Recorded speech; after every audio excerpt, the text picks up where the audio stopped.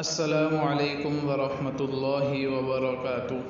معزز سامعین کرام، مسائل قربانی کے سلسلے میں 20ویں قسط آپ حضرات کی خدمت میں موجود ہیں۔ اس قسط میں بھی 3 مسائل کے سلسلے میں گفتگو کی جائے گی۔ سب سے پہلا مسئلہ، لنگڑے دمبے کی قربانی کا کیا حکم ہے؟ اسی طرح مسئلہ نمبر 2، جس جانور کے خوسیے نہ ہو اس کی قربانی کا کیا حکم ہے؟ اسی طرح مسئلہ نمبر 3، جس جانور کے آنکھ میں پھوڑا ہو اس کی قربانی کا کیا حکم ہے؟ تو سب سے پہلا جو سوال ہے کہ لنگڑے دمبے کی قربانی کا کیا حکم ہے، تو سوال یہ ہے کہ مثال کے طور پر ایک شخص کے پاس قربانی کے لیے ایک دمبا خریدا ہوا موجود ہے۔ خریدنے کے بعد پاؤں میں شاید اس کو موج آ گیا ہو، یا کانٹا چبھ گیا، یا چوٹ لگ گئی، یعنی کسی قسم کا اسے کوئی عذر لاحق ہوا ہے۔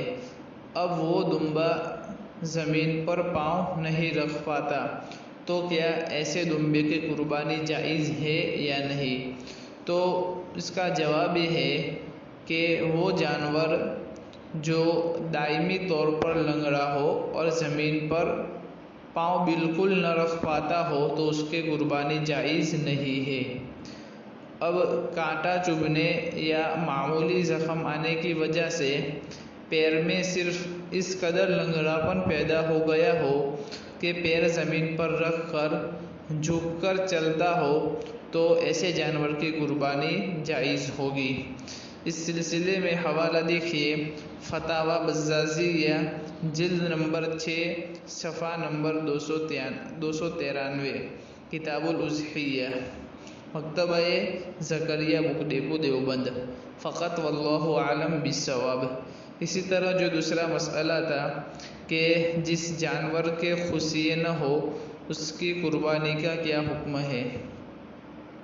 سوال یہ ہے کہ مثلا ایسا جانور کہ جس کا ایک ہی خوسیہ رہ گیا ہو، یا اس کا کچھ حصہ رہ گیا ہو اور اکثر حصہ خشک ہو گیا ہو، گویا خصی کیے ہوئے جانور جیسا ہو گیا ہو، تو کیا ایسے جانور کی قربانی جائز ہے یا نہیں؟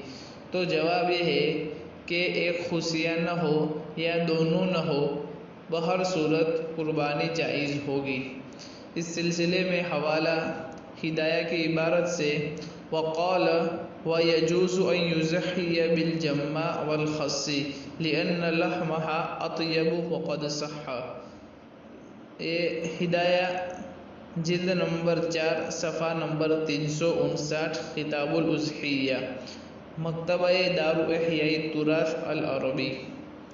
اسی طرح جو تیسرا سوال تھا کہ جس جانور کے آنکھ میں پھوڑا ہو اس کی قربانی کا کیا حکم ہے؟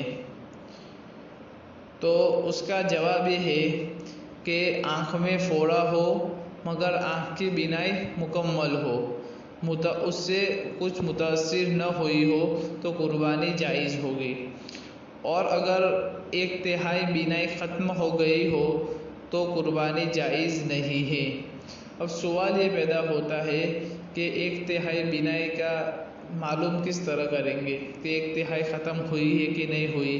تو اس کے سلسلے میں فقہائے کرام نے ایک بہترین اصول بیان فرمایا ہے، وہ یہ ہے کہ بینائی معلوم کرنے کا طریقہ کہ جو آنکھ تندرست ہے اسے کھلا رکھا جائے اور پھوڑے والی آنکھ پر پٹی بند کر دیا جائے، اور پھر چارہ اس جانور کو دکھایا جائے۔ اگر تندرست آنکھ سے مثال کے طور پر وہ جانور 30 فیٹ کی دوری سے وہ چارہ دیکھ لیتا ہے تو اب معلوم ہو گیا کہ وہ آنکھ تندرست ہے۔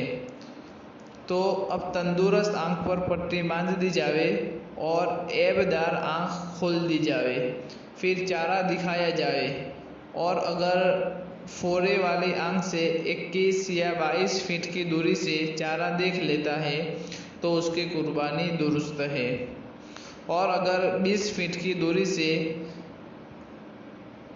اور اگر اسی طرح 20 فٹ کی دوری سے بھی نہ دیکھ پاتا ہو تو یہ علامت ہے کہ اس کی 1/3 سے زائد بینائی ختم ہو گئی ہے، اس لیے اس کی قربانی جائز نہ ہوگی۔